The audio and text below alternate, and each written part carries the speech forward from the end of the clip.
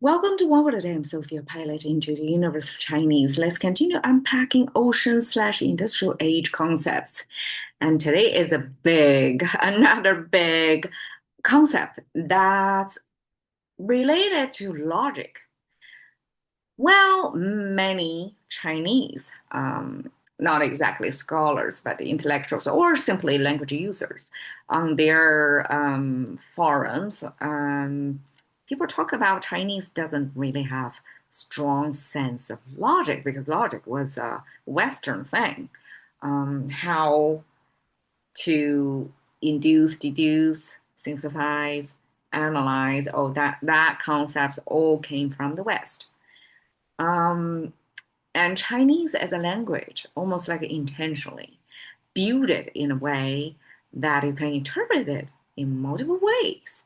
And that's almost like double speak, triple speak. That's embedded in this language because um, this language was used by, I guess, by the ruling class to rule one of the major functions, right? You can self-sponsor, be a literature man, come up with novels and poetries, but whoever buy your skill back then, the consumer economy, like today's readership or audienceship, probably was not as dynamic as today that can be enough to be distributed wide enough that artists can live just by being creative.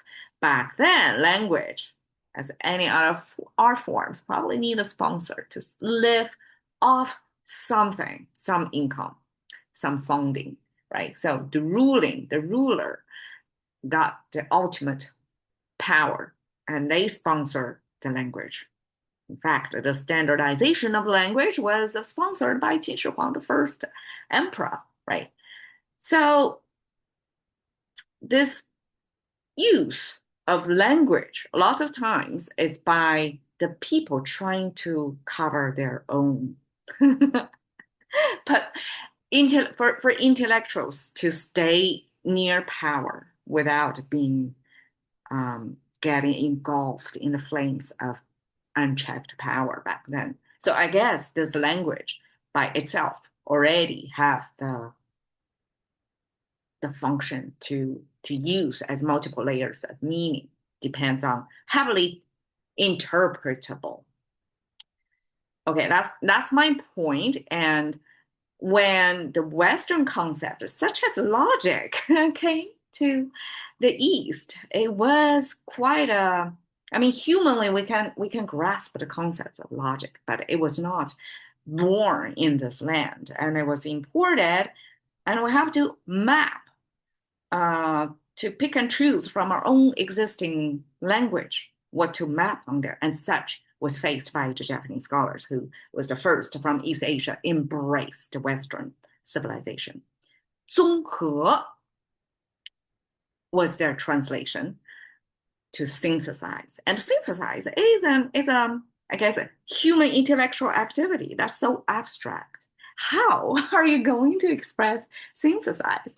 I guess in English or other languages, they find vocabulary for that, and eventually people just through context and through learning understand what synthesize is. But when it first came to the East, what character to choose? One came from this weaving. We have this weave concept that's made of the left side is textile or thread. You can see spools of thread connected together, and the bottom kind of a fabric draping down, or you can view it as the root because back then all the fibers came from plant. It's all plant based, and this is our textile or fabric. And okay, fabric making or clothing industry was, I guess, the number two because you need to feed your family and you need to clothe them. And the labor of division of labor was the man of the household go out, farming activity to feed people, and the women got to learn their crafts of weaving, making clothes. So I guess we see lots of concept of that. Even then, majority of the literacy was among the male population who, rose through the ranks by being first literate. Women were, I guess, lots of times unsung hero, even though we do have some famous female authors in China through history, but they, in comparison, is like super unequal. It's totally gender unequal in terms of language use. However, but because the half of the population was heavily involved in the clothing making cottage industry can almost be read. If you sell it, it's industry. If not, it's like self-sustained.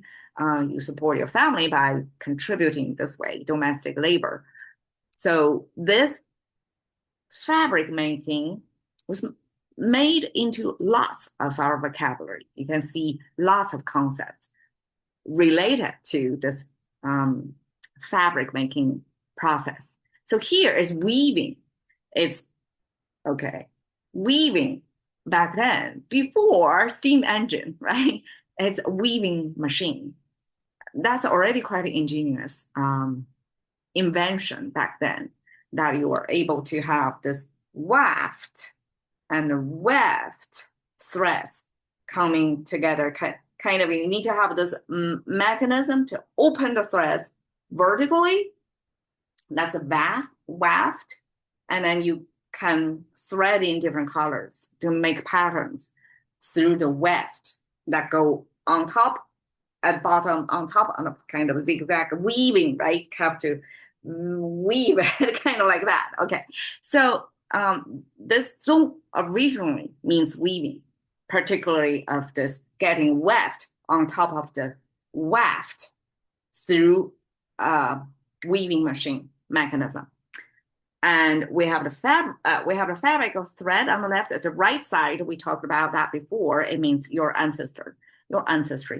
It's more like clan level, almost like your local thought leaders. I may not share the last name, but you regard them as your ancestry. And ancestry was expressed by this arch with chimney on the top. That's domestic space. And then you have this 3 vertical line holding up 2 horizontal line. That's our divine decoding. I call it a divine coding. Is this human's effort to communicate with the divinity or imagine the divinity back then, right? Things beyond human control. And we try to negotiate with. So they are the ones that kind of weather forecasters, or on a national level, it will be like a war, like a result of a war, how things are going. So whole slew of ancient effort to understand uncertainty, just like today's, so many influencers can talk about what they think about the economy. So back then, that's the function there still exists. So the whole thing is about this ancestry. And if you think about your ancestry, that's where your thoughts come from, your knowledge come from, your genes come from. You inherit. So that's your heritage, basically, your lineage. And that's kind of a long running thread through generations. That's the connecting thing. Just like the fabric, that's the connecting thing. So therefore, it's reasonable to pair this kind of time dependent and this lineage, this threading, this connecting concept from ancestry to the weaving practice, which is to have this running thread connect all those patterns, all the other colorful threads together. So that's 纵和. We have the triangle on the top and the box at the bottom. That's the contemporary version. It looks quite geometry, right? Geometric. Well, the triangle, it looks like a pile, it looks like a pyramid, right? It means gathering. And then the mouse symbol we talked about last episode is about Chinese use the mouse to symbolize speaking and eating, 2 major functions of humans. If you boil down so many things humans do. That's the two major ones, at least in ancient times. And that mouse symbol eventually used to as a unit of measurement for humans. And we have lots of humans gathering. So human gathering together is gathering. So when we have a weaving activity and this gathering humans under the same, I guess, mission or simply by location, even if by the location they share the same resource, they share the same challenges, that's enough to gather people, right? To have some sort of synergy. And then you weave that together. And these two characters were used to create the concept of synthesize, which is you try to connecting all the different aspects about something together and have them gather to form a bigger picture, right? From small pieces, threads, you try to connect them all to create a story, to kind of our humans' effort to make something coherent because we our intellectual need is to make sense of the world, try to have our own coherence with reality, with sense making. So this synthesize, we use the weaving activity and humans gathering, having this synergy together to create this beautiful intellectual activity. 综合. Thank you for your time. See you another day.